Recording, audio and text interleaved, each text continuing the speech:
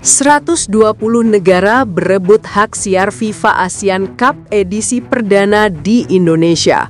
Nilainya fantastis, Indonesia auto cuan.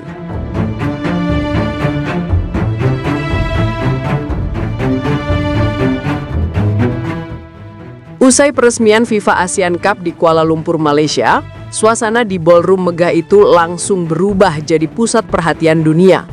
Lampu sorot menembak ke panggung, kamera dari puluhan negara siaran langsung, dan di tengah gemuruh tepuk tangan, Gianni Infantino resmi mengumumkan turnamen perdana FIFA Asian Cup akan digelar di Indonesia tahun depan.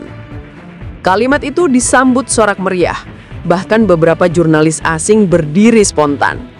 Dan sejak momen itu, nama Indonesia langsung jadi topik besar di dunia sepak bola internasional. Karena siapa sangka, event yang awalnya dikira cuma ajang antar negara Asia Tenggara, ternyata menarik perhatian lebih dari 120 negara di seluruh dunia buat rebutan hak siar globalnya.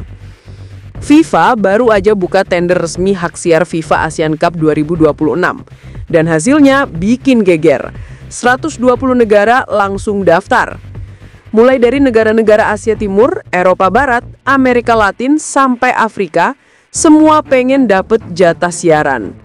Menurut laporan dari Reuters Sports Business, nilai penawaran gabungan hak siar FIFA Asian Cup 2026 ini udah menembus 2,4 miliar dolar AS atau sekitar 38 triliun rupiah. Dan angka itu bahkan bisa naik lagi menjelang tahap final kontrak. Yang menarik, banyak media luar justru lebih fokus ke lokasi penyelenggara, yakni Indonesia. Mereka melihat ini bukan cuma event olahraga, tapi juga momentum ekonomi baru di kawasan Asia Tenggara. Bahkan media Inggris The Guardian nyebut turnamen ini sebagai the next big thing from Southeast Asia. Dan bener aja, karena status Indonesia sebagai tuan rumah perdana bikin kita dapat royalti terbesar dari hak siar global. Distribusinya dikelola langsung lewat anak perusahaan FIFA, yakni FIFA Plus Asia Media, yang pusat pengoperasiannya akan berbasis di Jakarta dan Bali. Sumber internal PSSI bahkan sempat ngasih bocoran, sebagian royalti ini bakal dialokasikan buat pembangunan Youth Training Center dan Sport Tech Hub di 5 provinsi utama, termasuk Jawa Barat, Jawa Timur, dan Kalimantan. Kalau benar dijalankan, ini bisa jadi legasi proyek terbesar dalam sejarah sepak bola Indonesia. Belum berhenti di situ. Beberapa stasiun TV nasional udah saling sikut buat rebut hak tayang domestik. Nama-nama kayak RCTI, MTech Group, dan Transmedia udah siap lempar tawaran yang nilainya katanya bisa ngalahin rekor siaran Piala Dunia 2022. Mereka nggak mau ketinggalan dari pasar streaming global yang juga lagi panas-panasnya.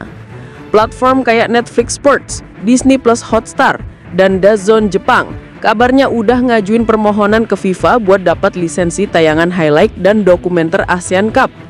Bahkan rumor terbarunya, Netflix bakal bikin dokumenter berjudul The Rising of Asian Football.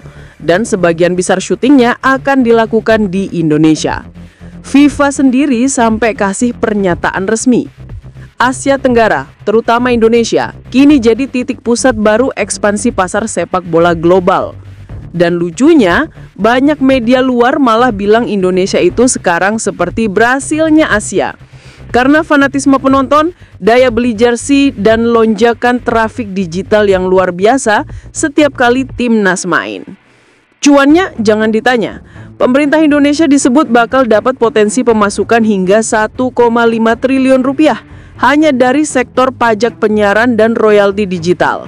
Itu belum termasuk promosi pariwisata dan kerjasama branding global yang otomatis kebuka lebar-lebar. Dari cuma negara penonton bola, sekarang dunia yang rebutan buat nayangin pertandingan di tanah kita. Sebuah ironi manis setelah puluhan tahun Indonesia cuma jadi pelengkap di peta sepak bola Asia.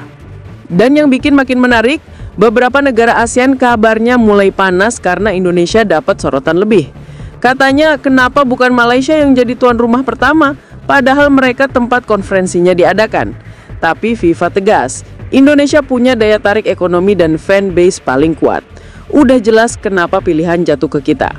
Sekarang semua mata lagi tertuju ke Indonesia.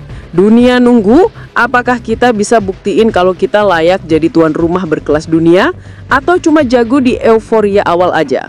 Karena jujur, dengan potensi sebesar ini, tantangan buat jaga integritas dan profesionalisme bakal makin berat. Kita bicara soal miliaran dolar, sponsor global, dan gengsi nasional di hadapan dunia. Dan pertanyaannya sekarang, kalau FIFA Asian Cup ini sukses besar, apa Indonesia bakal jadi poros baru sepak bola Asia atau cuma dimanfaatin buat proyek sementara FIFA? Menurut kalian gimana? Ini langkah emas buat sepak bola Indonesia atau cuma fase manis yang sebentar lagi lewat? Tulis pendapat kalian di kolom komentar biar kita bahas bareng.